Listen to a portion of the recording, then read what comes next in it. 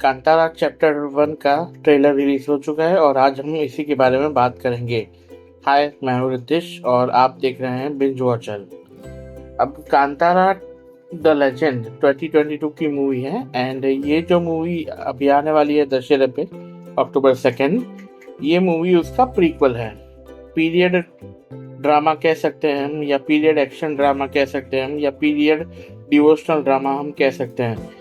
इन्होंने ट्रेलर के अंदर हमें कौन से टाइम की कहानी है ये नहीं बताया, बट लग रहा है कि बहुत ज़्यादा साल पुरानी, या फिर ओरिजिन हम कह सकते हैं। जो देव इन्होंने दिखाए थे फर्स्ट मूवी में, पंजुर्ली एंड गुलिका, उनके ओरिजिन की कहानी ये हो सकती है।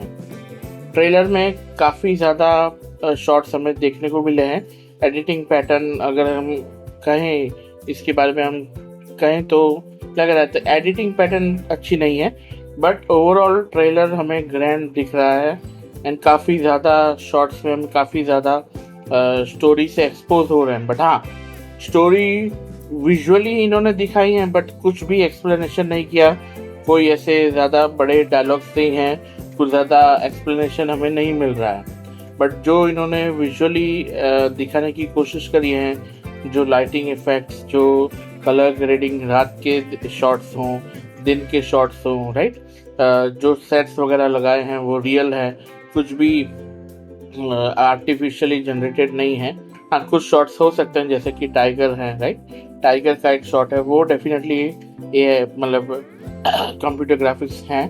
बट उसके अलावा जो इन्होंने सेट्स वगैरह लगाए हैं वो कोई भी इन्होंने ब्लू स्क्रीन वगैरह रख के नहीं किया। एंड इवन न्यूज़ आर्टिकल्स में भी हमने पढ़ा था कि काफ़ी ज़्यादा इन्होंने जब वॉर के सीन्स इन्होंने दिखाए थे तो उसमें रियल ह्यूमंस को यूज़ किया था। मतलब अराउंड 2000 से 3000 लोग एक्स्ट्राज इन्होंने बुलाए थे ताकि वो एक्चुअल वॉर दिखा सके, राइट। सो अगर डायरेक्टर, प्रोड्यूसर एंड इनका विजन अगर कहें तो इन्होंने डेफिनेटली 2022 की मूवी से ग्रैंडर स्केल पे बनाने की कोशिश करी है एंड जितना हो सके रियलिज्म इन्होंने दिखाया है। Realism in the sense period drama के हिसाब से कि भाई अगर पुराने ज़माने की हम बात दिखा रहे तो वहाँ के टाइम में क्या था, राइट, किस तरह से लोग जी रहे थे, वो सारे उन्होंने बहुत हद तक एकदम रियलिस्टिक रखा है इन्होंने। सो वो सारे सीन्स देखकर अच्छे लग रहे हैं, काफ़ी अच्छे लग रहे हैं। कलर ग्रेडिंग वगैरह भी अच्छा है एंड जो स्टोरी की अगर जितना ट्रेलर में दिखने से लग रहा है कि वही है कि भाई एक पर्टिकुलर शॉट में हमें दिखता है कि भाई आसमान से कुछ गिरता है एंड नेक्स्ट शॉट में एक बच्चा है वहाँ पे पड़ा हुआ है उसी जगह पर जहाँ पे कुछ गिरता है एंड उसके आसपास टाइगर घूम रहा है। शायद ये बच्चा बड़ा होकर ऋषभ शेट्टी का कैरेक्टर बने एंड देन कहानी इस कैरेक्टर एंड इसके गांव कबीले की बात एंड वो गांव जिस राज्य में आता है, राइट, जो गुलशन देवैया का कैरेक्टर है कि भाई उनका एक राज्य अभिषेक वाला भी शॉट हमें दिखता है।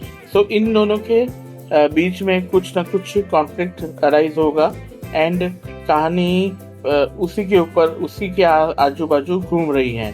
एंड इसमें डेफिनेटली जो देवता इन्होंने फर्स्ट मूवी में दिखाए थे वो भी शायद इसमें आएंगे। उनका एक्चुअल जो ओरिजिन है कि भाई कैसे गांव वाले ये देव को मारने लगे, राइट, क्या इवेंट्स हुए थे, क्या क्या ऐसा हुआ जिसके वजह से ये गांव वालों की या ये जो लोग हैं इनकी आस्था जगी इन देव में एंड कैसे देव ने आकर इन गांव वालों की रक्षा करी, राइट। सो वो एस्पेक्ट्स हमें शायद इस मूवी में देखने मिले एंड प्लस ये जो टाइगर का कैरेक्टर इन्होंने रखा है, अब ये भी शायद कोई देव ही हो जो एक टाइगर के रूप में आके इस बच्चे यानी कि ऋषभ शेट्टी के कैरेक्टर को प्रोटेक्ट कर रहे हैं एंड शायद इनके पावर शायद ऋषभ शेट्टी में आए।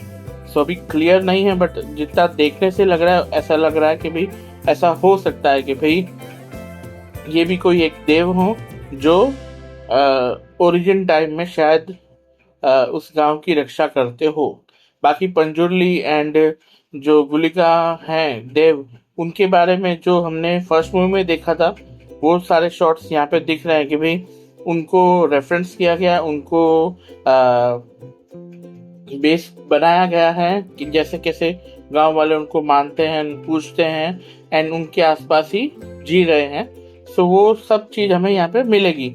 साथ में शायद ये जो टाइगर हैं वो भी कोई एक देव रूप हो जो टाइगर का रूप लेके इनके साथ रह रहे हैं। प्लस एक फाइनल शॉट जो है जिसमें ऋषभ शेट्टी का कैरेक्टर एक पर्टिकुलर केव गुफा में शायद खड़े हैं एंड जो उनकी बॉडी वगैरह दिखाई है, मसल बॉडी एंड जो फेस पे एंगर वाला जो लुक है, उनकी आंखें चमक रही हैं, राइट, ऑरेंजिश रेडिश ऑरेंज ह्यू में। सो काइंड ऑफ वो बहुत अच्छा लग रहा है, मतलब कहीं ना कहीं लगता है कि भाई अब वो देव आ गए हैं, राइट, एंड अब होगा घमासान। सो वो देख के अच्छा लगा। स्टोरी इन्होंने डेफिनेटली कुछ रिवील नहीं किया है, मतलब अगर ट्रेलर नहीं भी रिलीज करते ना तो भी चल जाता कि क्योंकि इस मूवी का इतना ज़्यादा हाइप है ना कि डेफिनेटली लोग बिना ट्रेलर के जस्ट खाली बता दिया होता कि भाई 2 तारीख को थिएटर पहुंच जाना तो भी लोग पहुंच जाते।